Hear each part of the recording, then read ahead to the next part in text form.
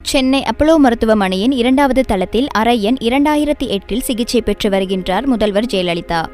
Doctor Sivakumar தலைமையிலான மருத்துவர்கள் குழு சிகிச்சை அளித்து வருகிறது. 22ஆம் திகதி இரவு காய்ச்சல் மற்றும் நீர்சத்து குறைபாடு காரணமாகவே மருத்துவமனையில் அனுமதிக்கப்பட்டார் முதல்வர் ஜெயலலிதா. தொடர்ந்து நுரையீரல் தொற்று காரணமாக தீவிர சிகிச்சை எடுத்துக் கொண்டிருக்கின்றார்.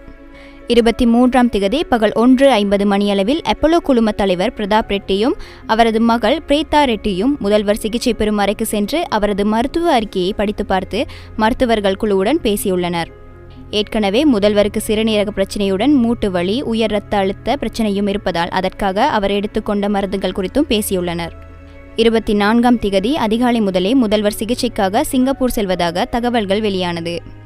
சிங்கப்பூர் மவுண்டன் எலிசபெத் மருத்துவமனையில் ரஜினிகாந்த், விஜயகாந்த் சிகிச்சைக்காக ஏற்பாடுகளை செய்த டாக்டர் ராமசுப்ரமணியன் ஏற்பாடுகள் செய்வதாகவும் தகவல்கள் வெளியானது.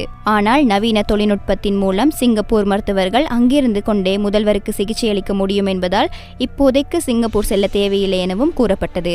இந்நிலையில் 1989ஆம் ஆண்டுக்கு பிறகு முதல்வர் தனக்கு தேவையான மருத்துவ உதவிகளை போயஸ் கார்டனில் அல்லது கொடநாட்டில் வைத்தே எடுத்துக்கொள்கின்றார்.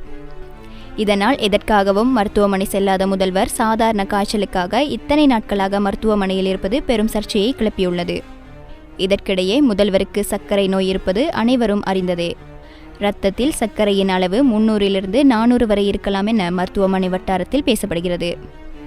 இந்த அளவுக்கு அதிகமாக இருப்பதால் நிச்சயம் உள்ளுறுப்புகளை சேதப்படுத்தும் ஏதேனும் சீரியஸான விடயமாக இருக்குமா என்றெல்லாம் மக்கள் மத்தியில் பேசப்படுகிறது. இதற்கிடையே மருத்துவமனை நிர்வாகம் சார்பில் வெளியான அறிக்கையில் முதல்வர் மருத்துவர்களின் கண்காணிப்பில் இருக்கின்றார் என்பதை தாண்டி எதுவும் பெரிதாக சொல்லப்படுவதில்லை. முதல்வர் 10 நாட்களாக மருத்துவமனையில் உள்ள நிலையிலும் தமிழக அரசோ அமைச்சர்களோ மக்களுக்கு தெளிவான விளக்கத்தை எடுத்துக் கூறவில்லை.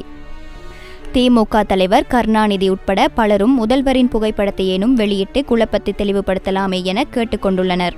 இதற்கிடையே லண்டன் பிரிட்ஜ் மருத்துவமனையை சேர்ந்த சிறப்பு மருத்துவர் ரிச்சர்ட் ஜான் பீலே தமிழகத்திற்கு விரைந்துள்ளதுடன் தீவிர சிகிச்சையையும் அளித்து வருகின்றார். சமீபத்தில் பொறுப்பு ஆளுநர் முதலமைச்சர் சிகிச்சை பெறும் அறைக்கு சென்று பார்த்தேன் என அறிக்கையில் குறிப்பிட்டுள்ளாரே தவிர முதலமைச்சரை சந்தித்து பேசினேன், நலமாக உள்ளார் என தெரிவிக்கவில்லை. இம்மாதிரியான அறிக்கைகளை மக்களை மேலும் குழப்பமடையவே செய்கின்றது. இதற்கிடையில் நுரையீரலில் ஏற்பட்ட தொற்றின் காரணமாக முதல்வர் அவதிப்பட்டு வருவதாக மருத்துவமனை வட்டாரத்தில் பரபரப்பாக பேசப்படுகிறது. எவ்வாறு இருப்பினும் பூரண நலம் பெற்று முதல்வர் வீடு திரும்ப வேண்டும் என்பதே பெரும்பாலானவர்களின் பிரார்த்தனையாக உள்ளது.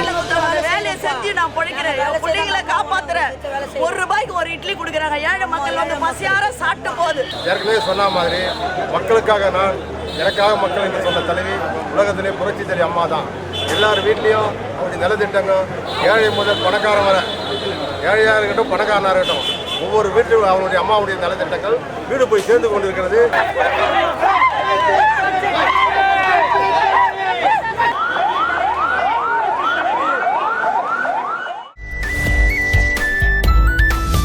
லங்கா ஸ்ரீ, உலகத் தமிழர்களின் இதய துடிப்பு.